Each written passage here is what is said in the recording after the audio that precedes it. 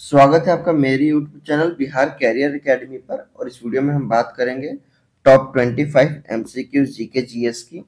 आप किसी भी परीक्षा की तैयारी करते होंगे, आपके लिए इंपॉर्टेंट क्वेश्चन है। चलिए स्टार्ट करते हैं वीडियो। और अगर ये सेशन आपको पसंद आएगा तो प्लीज वीडियो को लाइक करके और चैनल को सब्सक्राइब कर लीजिएगा। पहला क्वेश्चन है, प्रारंभिक भैंसों की रेस कंबाला पर्व किस राज्य में मनाया जाता है? इसका सही जवाब हो जाएगा कर्नाटक। याद रखिएगा कर्नाटक, यानी ऑप्शन इसका करेक्ट आंसर हो जाएगा।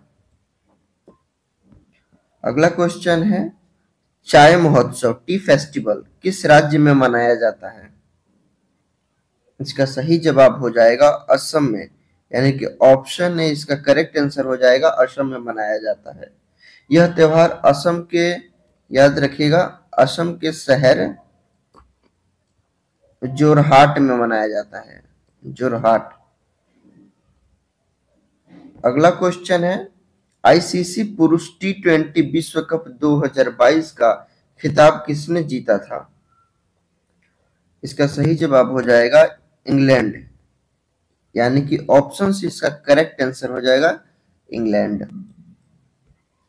अगला प्रश्न है, वर्ष 2011 में हुई जनगणना को कौन सी जनगणना थी? कौन सी जनगणना थी? इसका सही जवाब हो जाएगा 15वीं। याद रखिएगा वो, यानी कि ऑप्शन भी इसका करेक्ट आंसर हो जाएगा। वो 15वीं जनगणना थी। अब 2000 जो 21 है जो उसमें होगी वो आपकी 16वीं होगी, 16वीं। अगला प्रश्न है, जनसंख्या का महाविभाजन वर्ष या जननांकीय विभाजन वर्ष, ईयर ऑफ डेमोग्राफिक डिवाइड कहलाता है। इसका सही जवाब हो जाएगा 1921। याद रखिएगा, यानी कि ऑप्शन इसका करेक्ट आंसर हो जाएगा 1921। अगला प्रश्न है, खालसा की स्थापना किसने की थी? इसका सही जवाब हो जाएगा Guru Gobind Singh. Option C is correct answer, Guru Gobind Singh.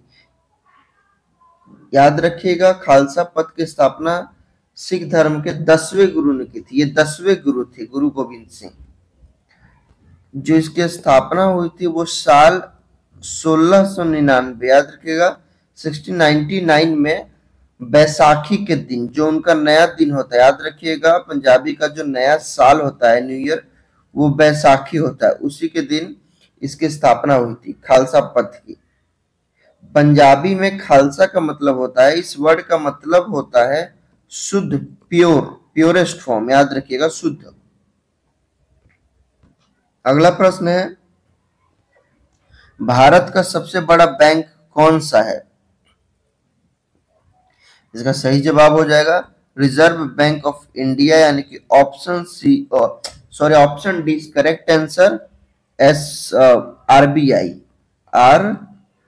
हो जाएगा आपका, रिजर्व बैंक ऑफ इंडिया। अगला प्रश्न है, भारत में बैंकों को पहली बार राष्ट्रीयकरण कब हुआ था? इसका सही जवाब हो जाएगा पहली बार राष्ट्रीयकरण 19 जुलाई, आप डेट याद रखिएगा, 19 जुलाई 1969 को हुआ था, यानी कि ऑप्शन सी आपका करेक्ट आंसर हो जाएगा। उस समय देश के तत्कालिक प्रधानमंत्री इंदिरा गांधी थी। इस दिन 14 सबसे बड़े वाणिज्यिक बैंकों का राष्ट्रीयकरण किया गया था। याद रखिए सबसे बड़े 14 बैंकों का। अगला प्रश्न है, निम्नलिखित में से कौन से भारतीय राज्यों में से सूर्य सर्वप्रथम निकलता है? इसका सही जवाब हो जाएगा अरुणाचल प्रदेश, यानी कि option D is correct answer. Arunachal Pradesh में एक गांव है, याद रखिएगा डोंगा, डोंग गांव। इस डोंग गांव में सूर्य सबसे पहले निकलता है। यह गांव चीन और म्यांमार के बीच में स्थित है। याद रखिएगा ये जो गांव है वो चीन और म्यांमार के बीच स्थित है। अगला प्रश्न है, भारत और पाकिस्तान के बीच सीमा का निर्धारण किसने किया?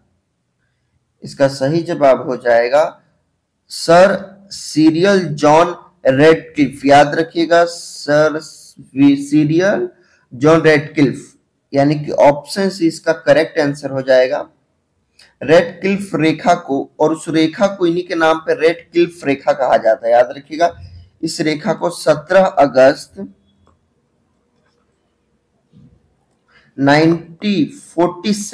1947 को भारत और पाकिस्तान के बीच सीमा के रूप में घोषित किया गया था। अगला प्रश्न है, मानव मस्तिष्क का वजन कितना होता है?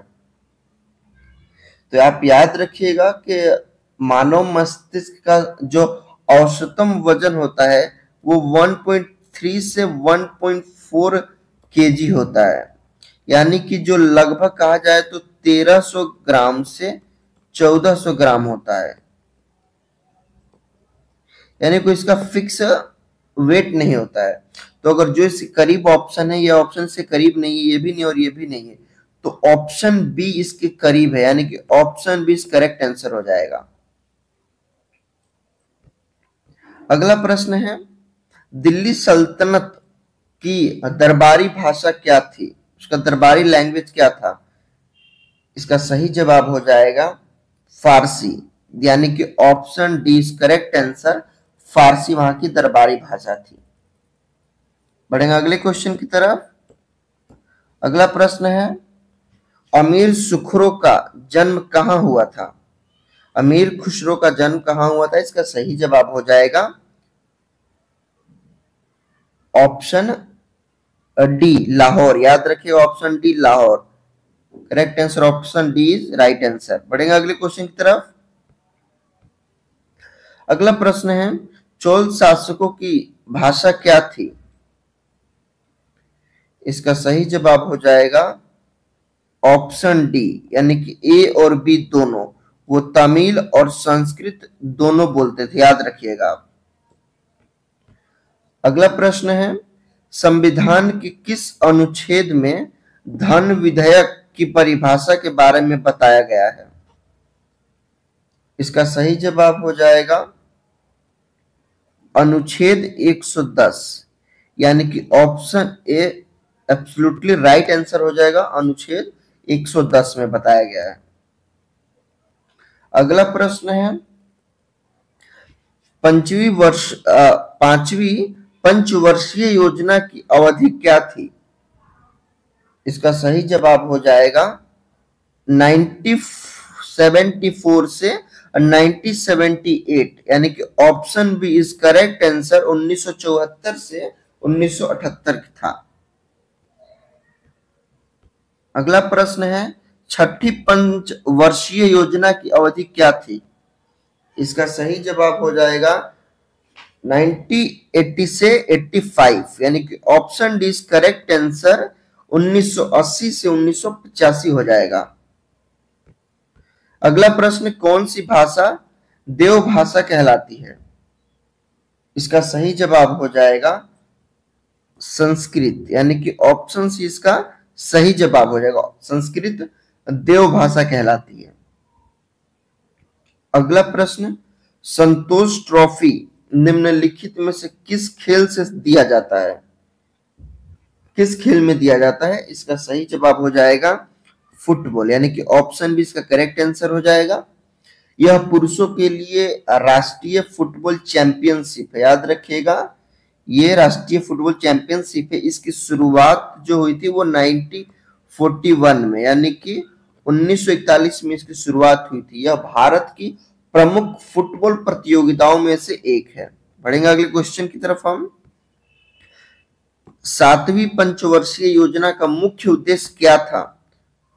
उसका मेन मोटिव क्या था? इसका सही जवाब हो जाएगा रोजगार, शिक्षा तथा जन्म स्वास्थ्य का विकास, यानी कि ऑप्शन डी इसका करेक्ट आंसर हो जाएगा।